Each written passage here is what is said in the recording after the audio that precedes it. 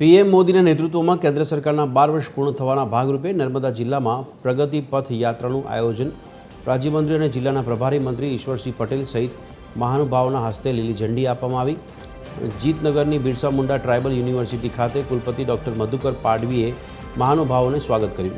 આ ઉપરાંત એક પેડ માં કે નામ અભિયાન 3.0 અંતર્ગત મહાનુભાવોના હસ્તે વૃક્ષારોપણ કરવામાં આવ્યું। પ્રગતિ પથ યાત્રા અંતર્ગત રાજ્યમંત્રી ઈશ્વરસિંહ પટેલ સહિત મહાનુભાવોએ Sardar Sarovar dam, statue of unity સહિતના વિકાસ પ્રકલ્પોની મુલાકાત લીધી।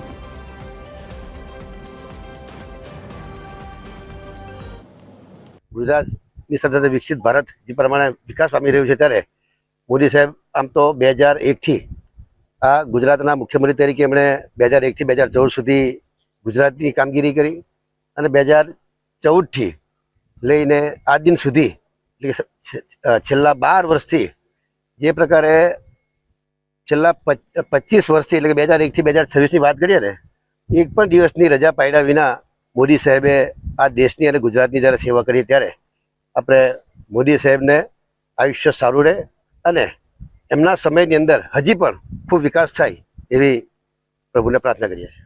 અને અત્યાર સુધીના જે પ્રધાનમંત્રીઓ જે થયા છે જવાહરલાલ નહેરુથી માંડી બધાના જ રેકોર્ડ તેમને તોડ્યા છે અને ફક્ત સમય નથી પૂરો કર્યો, એમના સમય દરમિયાન અનેક રાજ્ય અને દેશના ખૂબ ઝડપી વિકાસ કર્યા છે, દેશને ઊંચાઈના માર્ગે લઈ ગયા છે।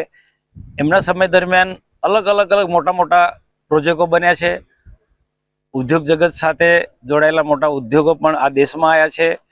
કૃષિ ક્ષેત્રે, પશુપાલનના ક્ષેત્રે પણ ખૂબ આખા દેશે ખૂબ સારી પ્રગતિ કરી છે। દેશમાં કાયદોની વ્યવસ્થા પણ ખૂબ મજબૂત છે અને દેશમાં કાયદોની વ્યવસ્થા ખૂબ મજબૂત હોવાના કારણે આજે ખૂબ ઝડપથી વિકાસ થયો છે।